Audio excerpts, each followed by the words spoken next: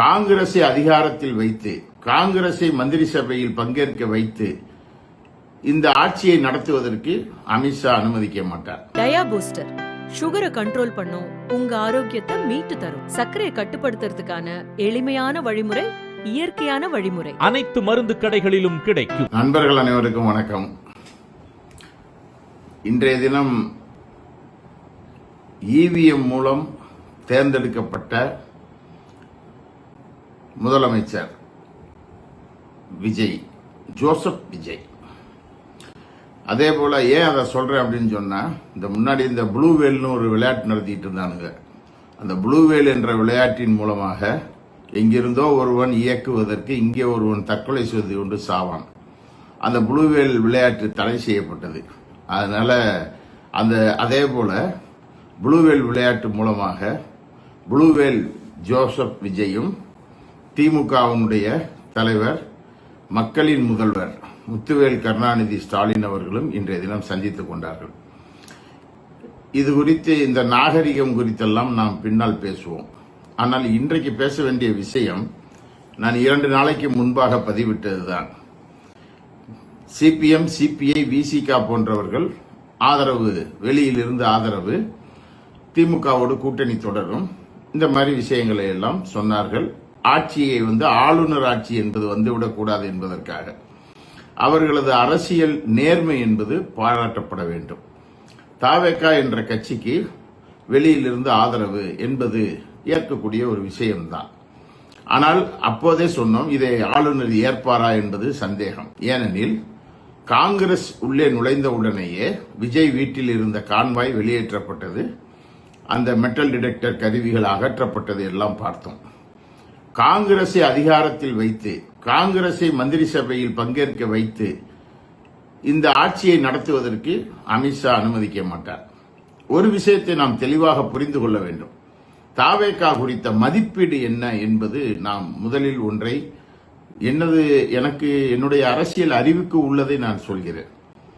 நான் திமுக தோற்றதை பற்றியோ, திமுக தோற்றது என்று சொன்னால், மக்கள் தீர்ப்பளித்து திமுக தோற்றிருந்தால் அதை பற்றி கிஞ்சித்தும் கவலைப்பட மாட்டேன். ஏனெனில் மக்கள் தீர்ப்புக்கு அனைவரும் தலைவணங்க வேண்டும். ஆனால் இதில் மக்கள் தீர்ப்பு மூலமாக திமுக அகற்றப்படவில்லை என்பதில் நான் உறுதியாக இருக்கிறேன். ஏனெனில் நான் 1967 பிறந்தவன். 1967 பிறந்து 1986 20 வயதில் நேரடியாக அரசியல் இயக்கத்தில் பங்கேற்று, நான் திமுகவினுடைய மாணவர் அணி, அதற்கு பின்னால் ஊர்களில் இருக்கும்போது திமுக மாணவர் அணி, கல்லூரி காலங்களில் படிக்கும்போது இடதுசாரி மாணவர் அணி, இளைஞர் அணி, இதிலெல்லாம் பயணித்தவன். கிட்டத்தட்ட 40 ஆண்டு காலங்கள் அரசியலை நான் பார்த்து கொண்டிருக்கிறேன். அரசியலில் நேரடியாக ஈடுபட்டு கொண்டிருக்கிறேன். அப்படி ஈடுபடக்கூடிய ஒருவனால் நான் தமிழகம் முழுவதும் தேர்தல் களங்களையும் சந்தித்திருக்கிறோம், தேர்தல் களங்களில் பணியாற்றி இருக்கிறோம். தமிழ்நாட்டில் பிறந்து, தமிழ்நாட்டில் வளர்ந்து, தமிழ்நாட்டு மக்களுடைய மனநிலை என்ன என்பது குறித்து, அரசியல் எப்படி போகிறது என்பது குறித்தெல்லாம் ஓரளவிற்கு மதிப்பிட முடியும். அந்த மதிப்பீட்டின் அடிப்படையில் தான் தொடர்ந்து இந்த ஆட்சி அமையும், அந்த ஆட்சி அமையும் என்றெல்லாம் மதிப்பீடு செய்து கணிப்புகளை வெளியிட்டுக் கொண்டிருந்தோம். நான் இப்போதும் 234 தொகுதிகளுக்கும் பயணித்தேன். இப்போதில்ல, ஒரு மாதத்திற்கு முன்பாக அல்ல, ஏறக்குறைய ஓராண்டு காலமாக பல்வேறு காலகட்டங்களில் விஜய் கட்சி தொடங்கியதற்கு பின்னால், அவர் பின்னால் இளைஞர்கள் திரள்கிறார்கள் என்பதற்கு பின்னால் அதனுடைய மதிப்பீடுகள் என்ன, திமுக ஆட்சியினுடைய பலம் என்ன, திமுக ஆட்சியினுடைய பலவீனம் என்ன, தாவேகாவினுடைய பலம் என்ன, பலவீனம் என்ன, அதிமுக பலம் என்ன, பலவீனம் என்ன, ஆட்சிக்கு எதிரான மனநிலை என்ன, ஆட்சிக்கு ஆதரவான மனநிலை என்ன, இவ்வளவற்றையும் வடிவமைத்து இந்த தேர்தல் களம் எப்படி இருக்கும் என்றுதான் அந்த ஆய்வுகளை மேற்கொண்டோம். அந்த ஆய்வுகளை மேற்கொள்வதற்கு நான் எப்படி அதை பயணித்தேன், எப்படி அதில் பங்கேற்றேன், என்ன மாதிரியான முடிவுகளை அதை எழுதினோம் என்பதெல்லாம் எனக்கும் தெரியும், திமுகவுடைய உயர்மட்ட தலைவர்களுக்கும் தெரியும். அதே போல பல அரசியல் கட்சியைச் சேர்ந்த நண்பர்களும் என்னோடு பேசியிருக்கிறார்கள். அந்த அடிப்படையில் இருந்துதான் திமுக குறைந்தபட்சம் 160 தொகுதிகளில் இருந்து 190, 85 தொகுதிகள் வெற்றி பெறுவதற்கான வாய்ப்பு இருக்கிறது என்று மதிப்பிட்டோம். ஆனால் இப்போதும் அந்த வெற்றியில் நான் உறுதியாக இருக்கிறேன். அப்படித்தான் வெற்றி வந்திருக்க வேண்டும். ஆனால் இது இவிஎம் இயந்திரம் மூலமாக இயக்கப்பட்டது என்பதில் நான் திமுக தலைவர்களோடு பலரிடமும் பேசினேன். திமுக தலைவர்களே அதை ஏற்க மறுக்கிறார்கள். அவர்கள் வாக்கு இயந்திரத்தின் மீது நம்பிக்கை வைத்திருக்கிறார்கள். அது ஒன்றும் தவறில்லை, அது அவர்களுடைய பார்வை. அதற்காக திமுகவோ அல்லது பொது உடைமை இயக்கத்தினுடைய தலைவர்களோ எல்லாம் பொது உடைமை இயக்கத்தினுடைய தலைவர்கள் சந்தேகப்படுகிறார்கள். ஆனால் அவர்கள் விஞ்ஞானம் அப்படிங்கிற அடிப்படையில் நின்று கொண்டிருக்கிறார்கள். விஞ்ஞானம் யாருக்கானது என்பதுதான் கேள்வி. விஞ்ஞானம் என்பது யார் கையில் இருக்கிறது, அது யாருக்காக பயன்படுகிறது என்பதுதான். அது மக்களுக்காக பயன்பட வேண்டிய விஞ்ஞானம். ஆனால் நீங்கள் ஒரே ஒரு விஷயத்தை நாம் புரிந்து கொள்ள வேண்டியிருக்கிறது.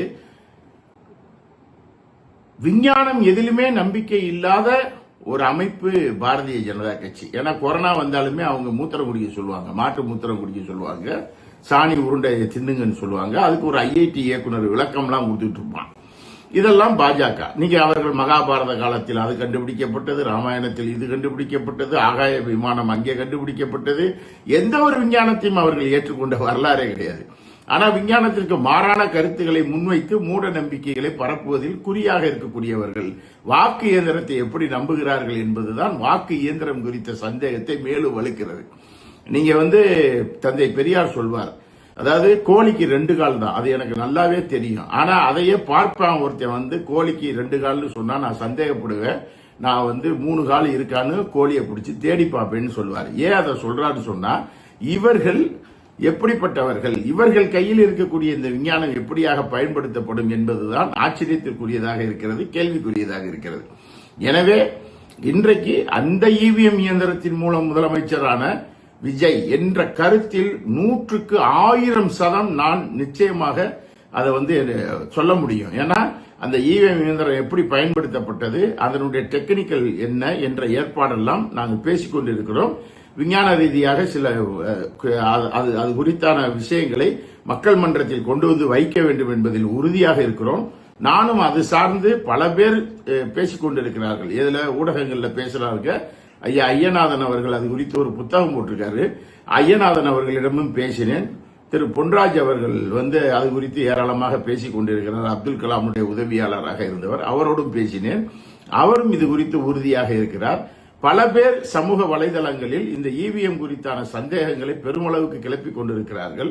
அரசியல் கட்சிகள் பலர் அதில் இவிஎம் சரியானதுதான் என்ற மதிப்பீட்டில் இருக்கிறார்கள். ஒரு திமுகவுடைய உச்சபட்ச தலைவர் சொன்னார், நான் இதற்கு எதிராக களத்திற்கு இறங்கப் போகிறேன் என்று சொல்லும்போது ஒரு திமுகவுடைய தலைவரே என்னிடம் சொன்னார், அதற்கு எதிராக நான் தான் நிற்பேன் என்று கூட வார்த்தையை பயன்படுத்தினார். ஏனால் அவர் இவிஎம் இயந்திரம் குறித்து அவ்வளவு நம்பிக்கை கொண்டிருக்கிறார். அது அவர்களுடைய பார்வை, அது இருக்கட்டும். அதற்கு பின்னால் என்ன அரசியல் இருக்கிறது என்று எனக்கும் தெரியும். இதெல்லாம் ஒரு புறம் இருக்கட்டும். ஆனால் வாக்கு இயந்திரம் என்பது தவறுதலானது, அது தவறுதலாக பயன்படுத்தப்படுகிறது, பயன்படுத்த முடியும் என்பதை மக்கள் மன்றத்தில் நிரூபிப்பதற்கான வேலைகளை நாங்கள் துவங்கி இருக்கிறோம், செய்வோம். நிச்சயம் அதை இன்னைக்கு உச்சநீதிமன்றத்தில் போய் அதெல்லாம் நிரூபிக்க முடியல, வைக்க முடியலன்னு சொல்றாங்க. மக்கள் மன்றத்திற்கு போவோம், மக்கள் மன்றத்தின் முன்னால் நின்று அதை எப்படி தவறானது என்பதை நிரூபித்து காட்டுவோம். அதற்கான வேலைகளை நாங்கள் துவங்கி இருக்கிறோம். அதற்கு தமிழ்நாடு தழுவிய அளவில் வாக்கு இயந்திரத்திற்கு எதிரான ஒரு கூட்டமைப்பை உருவாக்கி அதில் எக்ஸ்பர்ட்டா இருக்கக்கூடியவங்களை, அதுல தேர்ந்தவர்களை எல்லாம் இன்றைக்கு இந்திய அளவுல இருந்தாலும் சரி, இல்ல இன்னைக்கு சர்வதேச அளவில் கூட அது குறித்து நாங்கள் அதை கை விடப்போவதில்லை என்பதுதான். ஏன்னா நாம் வாக்களித்த வாக்கு யாருக்கு போனது என்றே ஒருவனுக்கு தெரியாவிட்டால் அது எப்படி? நீங்க நான் பகிரங்கமாக தேர்தல் ஆணையத்திற்கு ஒரு சவால் என்னால் விட முடியும். கொளத்தூர் தொகுதியில் 24 ரவுண்டு எண்ணப்பட்டிருக்கிறது. ஒரு தொகுதியில் கூட முதலமைச்சர் முன்னிலை வைக்கவில்லை என்று சொன்னால் அது எப்படி என்றுதான் எனக்கு தெரியவில்லை. ஆனால் அந்த முதலமைச்சர் அந்த கொளத்தூர் தொகுதியில நீங்க அவர் கிட்டத்தட்ட 50%, 52% தபால் வாக்குகளை பெறுகிறார். நான் தபால் வாக்குகள் முழுவதையும் தேர்தல் ஆணையம் நேர்மை இருந்தால் நீங்க தபால் வாக்குகளை பொதுவாக ஏன் வெளியிடவில்லை என்ற கேள்வியையும் நான் முன்வைக்கிறேன். 163 தொகுதிகளில் தபால் வாக்குகளில் திமுக கூட்டணி முன்னிலை வகிக்கிறது, 47 தொகுதிகளில் அதிமுக முன்னிலை வகிக்கிறது, 25 தொகுதிகளில் தாவேகா முன்னிலை வகிக்கிறது. அடிச்சாலை எல்லா இடத்திலும் அடிக்கவில்லை. இதெல்லாம் ஒரு கேள்விக்குறி இருக்கிறது. கொளத்தூர் தொகுதியில் கூட வாக்கு இயந்திரத்தில் பதிவான வாக்குகளையும் விவிபேட்ல பதிவான கிடக்கக்கூடிய சீட்டுகளையும் எண்ணி பார்த்தால் கதை என்னவென்று தெரிந்துவிடும்.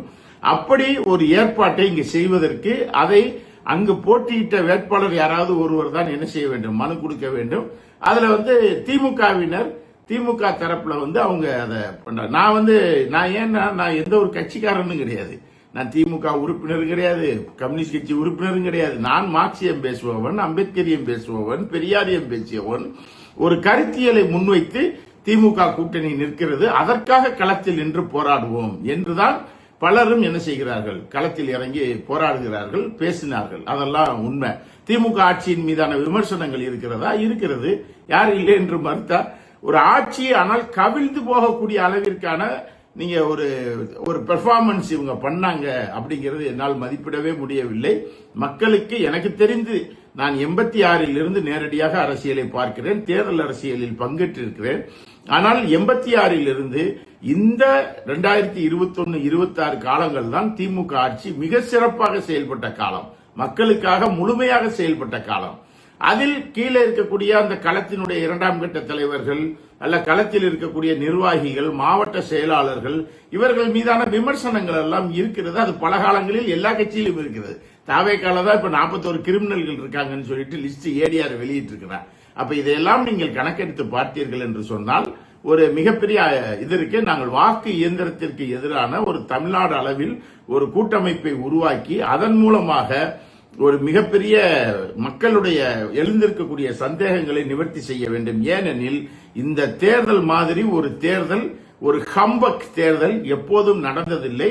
ஏன்னா 234 தொகுதிகளுக்கும் நான் பயணித்த போது ஸ்மல் கூட பண்ண முடியல. இவ்வளவு ஓட்டு தாவேக்காவுக்கு விழுகும் அப்படின்னு எந்த ஒரு இடத்திலையும் களத்தில் ஒரு தொகுதியில் 1000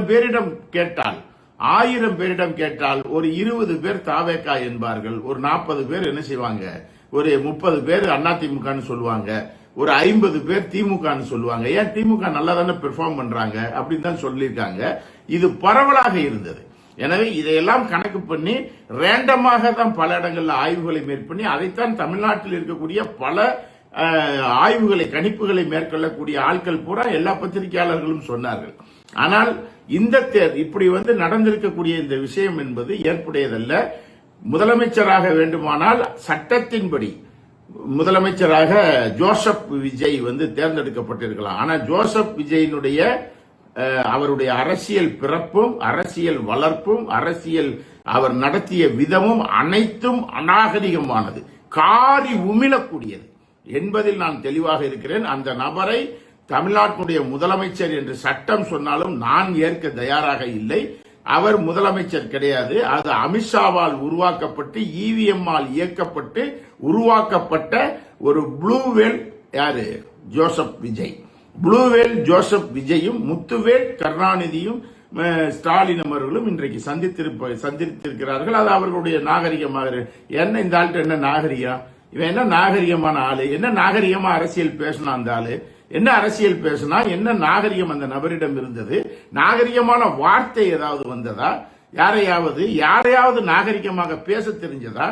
ஒரு 50 பேரை கொன்றுவிட்டு அவர் பங்கேற்ற கூட்டத்தில் பங்கேற்ற 50 பேர் செத்து போயிட்டாங்க, 200 பேர் காயப்பட்டார்கள், பேசியது முழுவதும் பொய். இப்படிப்பட்ட ஒரு நபர் தமிழ்நாட்டினுடைய முதலமைச்சர். அவர் நாகரிகமாக அவர் சந்திக்க வருகிறார். என்ன உங்க நாகரிகத்துல நாய் நக்கிறதுக்கு? இது என்ன மானங்கட்ட நாகரிகம்? உனக்கு எதுக்கு நீ அந்த வீட்டு வாசல்ல போய் நிக்கிறதுக்கு தகுதி இருக்கா உனக்கு? நீ என்ன வீரா போய்கிட்டு இருக்க? நீ என்ன அவ்வளவு பெரிய யோக்கியனா? நான் வார்த்தைகளை விடுவதற்கு ரொம்ப யோசிக்கிறேன். ஏன்னா எனக்குன்னு ஒரு தகுதி இருக்கு. எனக்கு இருக்கிற தகுதி கூட ஜோசப் விஜய்க்கு இல்லை என்பதை முதலில் உணர்க. அது இல்லை. ஏன்னா அவ்வளவு தூரம் தமிழ்நாட்டினுடைய மக்களுடைய முயற்சி இதுக்காக, மக்களுடைய நன்மைக்காக நீங்க போராட்ட களத்தில் நின்று, நான் ஒரு 67 நாள் சிறைச்சாலைக்கு சென்றேன். ஜெயலலிதா என்னை விரட்டி கைது பண்ணிருக்கு. நான் திருநெல்வேலி மாவட்டத்திலேயே பேசக்கூடாதுன்னு சொல்லி செந்தாமரை கண்ணன் என்ற நபர் ஒரு எஸ்பியா இருந்தார். அவர் ஆர்டர் போட்டாரு. அந்த ஆர்டரை எதிர்த்து கேள்வி கேட்டது கலைஞர். ஏராளமான வரலாறு எல்லாம் ஒவ்வொருத்தருக்கும் இருக்கு. எனக்கு இருக்கிற மாதிரி கோடிக்கணக்கான பேருக்கு தமிழ்நாட்டில் வரலாறு இருக்கிறது. இந்த சமூகத்திற்காக போராடினார்கள். திருநெல்வேலி மாவட்டத்தில் நான் பிற்படுத்தப்பட்ட சமூகத்தில் பிறந்தவன், பார்ப்பனியத்தால் சொல்லப்படக்கூடிய பிற்படுத்தப்பட்ட சமூகத்தில் பிறந்தவன். ஆனால் திருநெல்வேலி மாவட்டத்தில் ஒரு 200க்கும் மேற்பட்ட கிராமங்களில் தீண்டாமை கொடுமைகள் நீக்குவதற்காக முன்னின்று போராடியவன், அதற்காக தாக்கப்பட்டவன், அதற்காக நான் ஏராளமான எனது சொந்த நலன்களை இழந்தவன் என்ற முறையில் சொல்கிறேன். நான் களத்தில் நின்றவன். நான் 40 ஆண்டு காலங்கள் அரசியல் களத்தில். ஆனால் எந்த ஒரு காரணத்திற்காகவும் அதிகாரத்தில் போய் அமர்வதற்காக ஈனத்தனமான வேலையை ஒரு காலமும் செய்யாதவன். அப்படி செய்யணும்னு நினைச்சிருந்தோம்னா எங்கெங்கே போயிருந்திருக்கலாம். ஆனா ஒரு காலமும் அந்த தேர்தல் அரசியலில் அங்கே போய் அதிகாரத்தில் அமர வேண்டும் என்பதற்காக எவனையும் தாழ்த்தி, எவனையும் உயர்த்தி, எவனையும் நக்கி பிழைக்கக்கூடிய வேலையை என் வாழ்நாளில் செய்ததில்லை. தந்தை பெரியாரின் சுயமரியாதை கொடியை கையிலே தூக்கி கொண்டு தெருவிலே இன்றைக்கு வரைக்கும் திரிபவன். எனவே அது ஒரு தனிப்பாற்று. ஆனால் ஜோசப் விஜய் என்ற நபருக்கு சுயமரியாதையோ, ஜோசப் விஜய் என்ற நபருக்கு சமூக நீதியோ, ஜோசப் விஜய் என்ற நபருக்கு மதச்சார்பின்மை குறித்தோ, அந்த நபர் அமித்ஷாவால் உருவாக்கப்பட்டவர். அமித்ஷாவால் தாவேகா உருவாக்கப்பட்டது. அந்த தாவேகா உருவாக்கப்பட்ட தாவேகாவானது அதிகாரத்திற்கு கொண்டு வருவதற்கு இவிஎம் பயன்படுத்தப்பட்டது. அந்த இவிஎம் மூலம் வந்திருக்கக்கூடிய ப்ளூவேல் ஜோசப் விஜய் முதலமைச்சர் என்பதை என் மனசாட்சி ஏற்கவே ஏற்காது. ஏனெனில் அரசியல் களத்தில் நின்றவன் என்பதால் எவராலும் ஒருவனை நீங்க எவனை வேணாலும் பணம் கொடுத்து விலைக்கு வாங்கிடலாம். என்னை போன்ற கோடிக்கணக்கான பேர் தமிழ்நாட்டின் தெருக்களில் அலைந்து கொண்டிருக்கிறார்கள். உன்னால் ஒன்னும் விலைக்கு வாங்க முடியாது. இப்போது ஏதோ சில பேருக்கு வழக்கு போடுறானா. என்னடா வழக்கு போடுவீங்க நீங்க? தமிழ்நாட்டில் என்ன வழக்கு போடுவாங்க? நாளைக்கு நடு ரோட்ல உட்காருவான். நீ என்ன வழக்கு போட்டு நீ என்ன அடக்கிடுவ? நீ யார் அடக்குவதற்கு வழக்கு போடுவதற்கு? நீ வழக்கு போட்டா எத்தனை போலீஸை நாங்க பார்த்திருப்போம் தெரியுமா? உனக்கு போலீஸ்னா என்னன்னு தெரியுமா? சிறைச்சாலைனா என்னன்னு தெரியுமா? அடக்குமுறைனா என்னன்னு தெரியுமா? ஒரு சிறைச்சாலை கொட்டடிக்குள் 27 பேர் லத்தியோடு நிற்கும் போது தொட்டு பாடுறா அப்படின்னு நின்னவன் நான். அந்த ராத்திரி 12 மணிக்கு மறந்துடாத. ஜெயலலிதாவுடைய அடக்குமுறைக்கு எதிராக சிறைச்சாலைக்குள் இருந்து கொந்தளித்து வெளியேறியவர்கள் நாங்கள். நீ என்னமா யூடியூப்ல ஏதாவது போட்டாங்க, ஷேர் பண்ணாங்க, அதுக்கு 10 பேர் மேல வழக்குனா எந்த உச்சத்தையும் சந்திப்பதற்கு தயாராக இருக்கிறோம். இது திமுகவோ அண்ணா திமுகவோ கிடையாது. அதற்காக கிடையாது. தமிழ்நாட்டினுடைய மக்களை ஒரு வடக்கத்தியர்கள் தங்கள் கையில் இருக்கும் வாக்கு இயந்திரத்தின் மூலமாக முட்டாளாக்க முடியும். அவர்கள் என்ன வேண்டுமானாலும் செய்யலாம். அதை அதிகாரத்தில் வைத்திருக்கிறார். இவர் சொல்கிறார் நாங்கள் அவுட் ஆஃப் கண்ட்ரோல் டெல்லிக்கு என்கிறார். எவ்வளவு சவால் விட்டு பேசினார் மக்களுடைய. நான் அவரை இப்போதும் சொல்வேன், அவர் வாக்கு இயந்திரத்தின் மூலமாக தோற்கடிக்கப்பட்டவர். ஆனால் நான் மீண்டும் மீண்டும் சொல்வேன், மக்களின் முதல்வர் முத்துவேல் கருணாநிதி ஸ்டாலின் என்பதை உயர்த்தி சொல்வேன். நண்பர்கள் அனைவரும் நீங்கள் பதிவிடும் போது மக்களின் முதல்வர் முத்துவேல் கருணாநிதி ஸ்டாலின் என்பதை மக்களின் மனங்களில் நீங்கள் பதிய வையுங்கள். அதான் உண்மை. அந்த நபர் 73 வயதிலும் இவ்வளவு தூரம் அவர் சுத்தினார். அவருடைய நாகரிகத்திற்கு இணையாக தமிழ்நாட்டினுடைய முதலமைச்சர் எவரும் இதுவரை செயல்பட்டது கிடையாது. நான் பார்த்த வரைக்கும் கலைஞரை கூட நான் அதை ஏற்க மாட்டேன். கலைஞர் கூட வேற மாதிரி பேசுவார், வேற மாதிரி செயல்படுவார். ஜெயலலிதாவுடைய அகங்காரம் எல்லோருக்கும் தெரியும். நீங்க பல பேரை உதாரணத்திற்கு சொல்ல முடியும். எம்ஜிஆர் நடிப்பார், எல்லாரும் இருந்திருக்காங்க. அண்ணாதுரை அவர் ஆட்சியை பார்த்ததில்லை, ஆனா அவர் ஒரு மிகப்பெரிய அறிஞர், அது வேற. ஆனா அதற்கு பின்னால் வந்தவர்களில் இன்றைக்கு இருக்கக்கூடிய காலகட்டத்தில்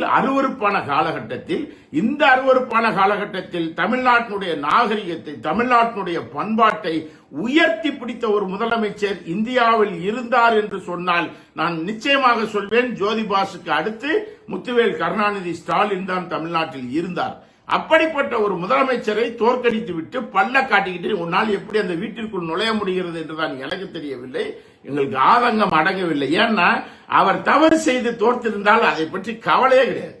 முத்துவேல் கருணாநிதி ஸ்டாலின் தவறிழைத்தார், அதனால் அவர் தோற்று போனார் என்றால் அது யாரும் கவலைப்பட வேண்டியதில்லை. இதற்கு மேல் ஒரு அரசாங்கம் ஒரு மாநிலத்தில் மத்தியில் இவ்வளவு அதிகாரங்களையும் அடக்குமுறைகளையும் வைத்து செய்து கொண்டிருந்த ஒரு அதிகாரத்தில் இருந்து மமதையில் இருக்கக்கூடிய மோடிக்கு, அமித்ஷாவிற்கு எதிராக இந்திய மண்ணில் குரல் எழுத்து அதற்கு எதிராக மக்களை ஒருங்கிணைத்த ஒரு மகத்தான தலைவன் முத்துவேல் கருணாநிதி ஸ்டாலின் என்று ஓங்கி சொல்வேன்.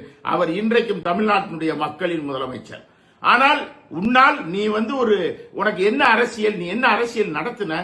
உன் அரசியலில் ஏதாவது ஒன்று ஈர்க்கப்பட்டதா?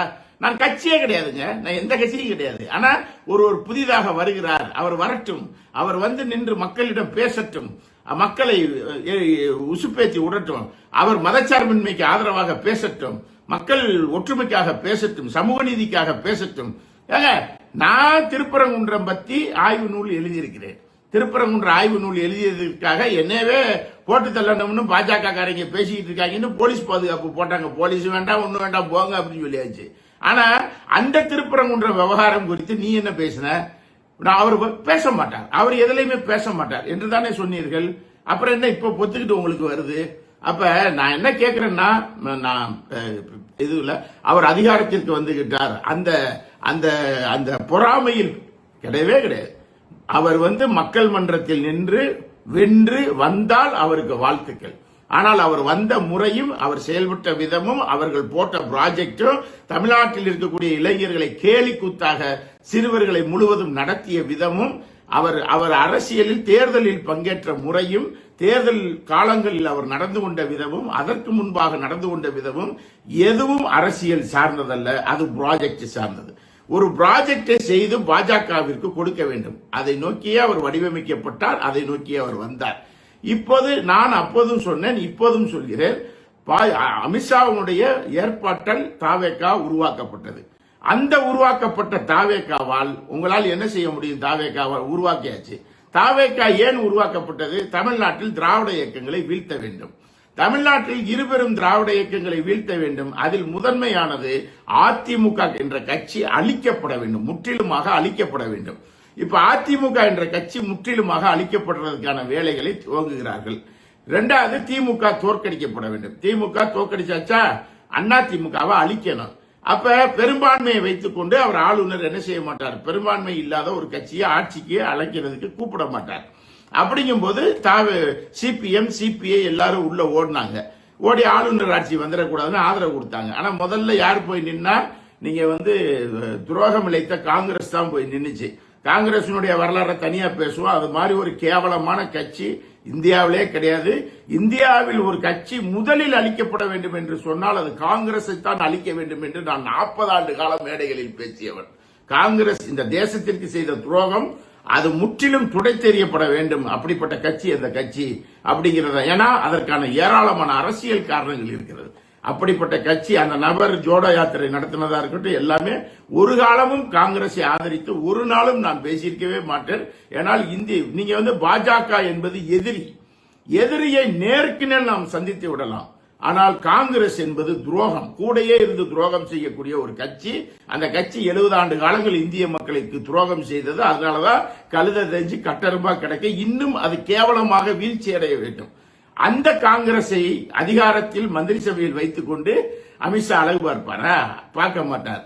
அந்த ஆளு யாரு? அந்த ஆளு ஏறக்குறைய நான் சொல்லலங்க, டெல்லியினுடைய நீதிமன்றமே தடிபார்னு சொன்னது. தடிபார்னா அதுக்கு ரவுடின்னு இதெல்லாம் சொல்றாங்க.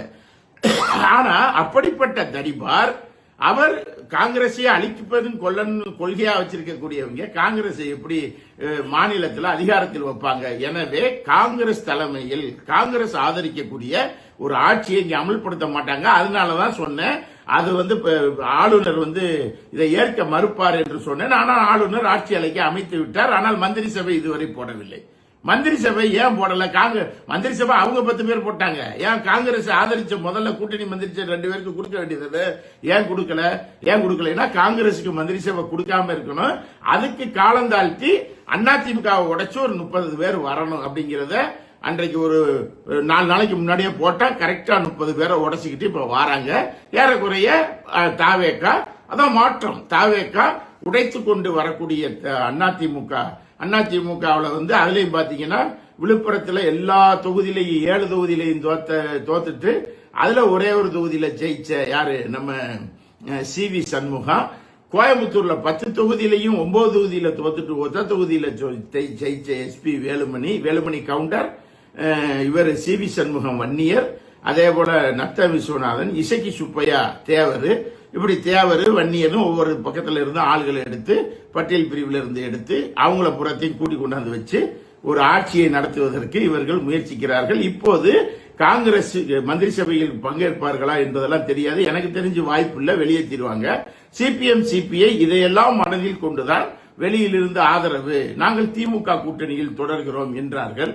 எனவே இனிமே விஜய் அந்த ப்ளூவேல் விஜயும் EVM முதலமைச்சர் விஜயும் அதே போல இந்த கோமாளி கூட்டங்களும் சேர்ந்து ஒரு ஆட்சியை கொண்டு போவார்கள். இப்ப அதிமுகவை முடிச்சு விட்டாச்சா, காங்கிரஸை வெளியேற்றியாச்சா, நீங்க திமுகவை தோக்கடிச்சாச்சா, அடுத்து ஏன் ஜோசப் விஜய் என்று சொன்னார்கள் என்ற அந்த வார்த்தையினுடைய பொருளை இனிமேல் பாஜக விஸ்வரூபம் எடுக்கும் போதுதான் எல்லோரும் அறிவோம். அதுவரைக்கும் பொறுத்திருங்கள். இதுதான் இன்றைக்கு அரசியலாக நடந்து கொண்டிருக்கிறது. ஆனால் நான் மீண்டும் மீண்டும் ஒரு விஷயத்தை அழுத்தமாக பதிவு செய்கிறேன். தமிழ்நாட்டில் திமுக கூட்டணி தோற்கவில்லை. திமுக கூட்டணி தோற்பதற்கான எந்த அரசியல் காரணங்களும் களத்தில் இல்லை. அதற்கு தாவேகா என்ற ஒரு கட்சி வந்துவிட்டது, எனவே எல்லோரும் மாற்றி வாக்களித்து விட்டார்கள் என்று சொல்வது, அது வந்தது, அதற்கு வாக்களித்தார்கள். அந்த வாக்களித்தார்கள் என்பதை நாம் நிராகரிக்கவும் இல்லை. அதனுடைய லிமிட் 20%.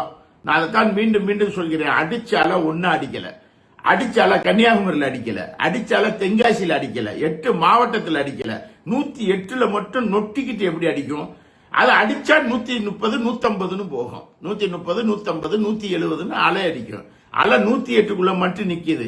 காலையில 10 மணிக்கு 108ன்னு காமிச்சது, சாயந்தரம் ராத்திரி 10 மணி வரைக்கும் 108லயே அது எப்படி நிக்கும்? அது எப்படி நிக்கும்னு நான் கேக்குறேன். அது நிக்கிறதுக்கு வாய்ப்பும் இல்ல. அது ஒண்ணு கூடி இருக்கணும், இல்ல குறைஞ்சிருக்கணும். அதிமுகவுக்கும் திமுகவுக்கும் மாத்திரம் கூடுது குறையுது. அதிமுக நல்லது செஞ்சா வரவேற்போம், கெட்டது செஞ்சா விமர்சிப்போம். திமுக நல்லது செஞ்சா வரவேற்போம், கெட்டது செஞ்சா விமர்சிப்போம். ஆனால் தாவேகா எந்த நல்லதும் செய்யாமல் அதிகாரத்தில் சட்டத்தின் ரீதியாக வந்து உட்கார்ந்து இருக்கிறது. அது மக்களால் உட்கார வைக்கப்பட்ட கட்சி அல்ல. சட்டத்தை நீங்க வாக்கு இயந்திரத்தை தவறாக பயன்படுத்தி ப்ளூவேல் விளையாட்டு மூலமாகவே கடந்த 3 ஆண்டு காலம் தமிழ்நாட்டு மக்களை அணுகிய ப்ளூவேல் ஜோசப் விஜய் என்ற நபர் இவிஎம் முதலமைச்சர் என்பதை ஓங்கி சொல்லுங்கள். மக்களின் முதல்வர் முத்துவேல் கருணாநிதி ஸ்டாலின் தான். அவர் போன்று இந்திய ஏன் அவர் மட்டும் தோற்கடிக்கப்படுகிறார்? அவர் ஏன் தோற்கடிச்சாங்கன்றதுக்கான காரணம் இருக்கா? அந்த மக்கள் தோற்கடிக்கல, கொளத்தூர் மக்கள் தோற்கடிச்சிட்டாங்க. கொளத்தூர் மக்களுக்கு நன்றி இருக்கா? கேட்கவே கேட்காதீங்க. கொளத்தூர் மக்கள் தோற்கடிக்கவில்லை. கொளத்தூர் மக்கள் அவரை வந்து மிகப்பெரிய, ஏன்னா நான் கொளத்தூருக்கு போனேன், அதனால சொல்றேன். கொளத்தூர் மக்கள் அவரை தோற்கடிக்கவில்லை, வாக்கு எந்திரத்தின் மூலமாக தான் தோற்கடித்திருக்கிறார்கள். அந்த செட்டிங்ஸ் எல்லாம் எப்படி பண்ணாங்க, எப்படி வந்துச்சு? ஜெயிச்ச இடம் பூரா 35%, தோத்த இடம் பூரா 20%. எங்கிட்டு கூடி வரும்? அப்ப இதெல்லாம் இருக்கு. மற்ற இடங்கள்ல ஓட்டு வாங்கின இடங்கள்ல எல்லாம் எத்தனை சதம்? அந்த 15 to 17 என்பதுதான் தாவேகாவுக்கு வாக்கு. விஜய் போட்டியிட்ட இடத்துல அவர் ஒரு 30% நெருங்கி இருக்கலாம். ஆனா வாக்கு இயந்திரத்திற்குள் 35 எப்படி செட் பண்ணாங்க, 30 எப்படி செட் பண்ணாங்க, 25 எப்படி செட் பண்ணாங்க? நீங்க 50 ஓட்டு கொண்டு போய் நீங்க உதயசூரியனுக்கு போட்டீங்கன்னாலும் அது 5 ஓட்டா தான் சீனு கன்வெர்ட் ஆகும். அதுக்கான எல்லாத்தையும் நாங்க பார்த்துக்கிட்டு தான் இருக்கிறோம்.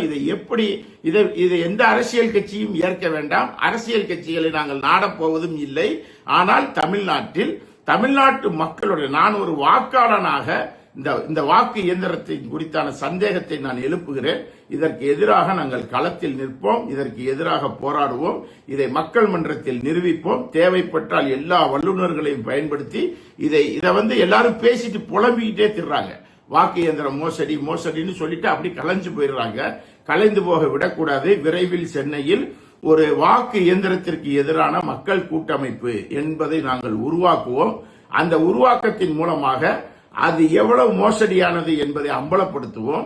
இப்போது நடந்த தேர்தலில் எவ்வளவு மோசடி நடைபெற்றிருக்கிறது என்பதையும் அம்பலப்படுத்துவோம். அதை அம்பலப்படுத்துவதன் விளைவாக மக்கள் மன்றத்திலிருந்து ஒரு மிகப்பெரிய எழுச்சியை உருவாக்குவோம். அதன் மூலமாக அதை தடுப்பதற்கான முயற்சிகளை மேற்கொள்வோம். இது ஏதோ ஒரு தனிப்பட்ட நபர்கள் மட்டும் செய்ய வேண்டிய காரியம் அல்ல.